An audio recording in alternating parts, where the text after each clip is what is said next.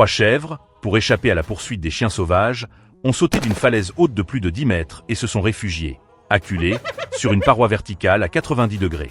Les chiens sauvages pensaient pouvoir se rassasier, mais ils ne se sont pas trouvés face à de simples chèvres. C'étaient les célèbres bouquetins, de véritables maîtres de l'escalade.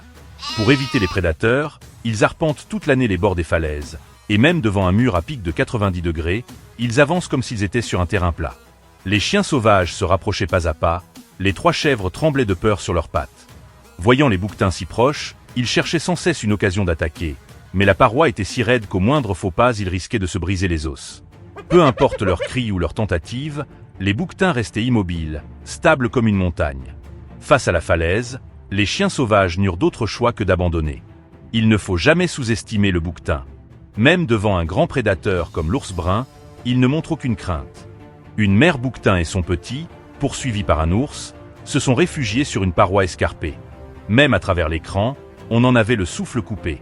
Voyant son petit vulnérable, la mère s'est placée fermement devant lui, le protégeant de tout son corps, et malgré les rugissements de l'ours, la mère et son petit restaient calmes et impassibles. L'ours, devant l'abîme sans fond qui s'ouvrait devant lui, a dû reculer. Mais alors qu'il se retournait pour remonter au sommet, il a glissé et est tombé. Il ne faut jamais sous-estimer une mère. Pour ses enfants, elle est prête à tout sacrifier.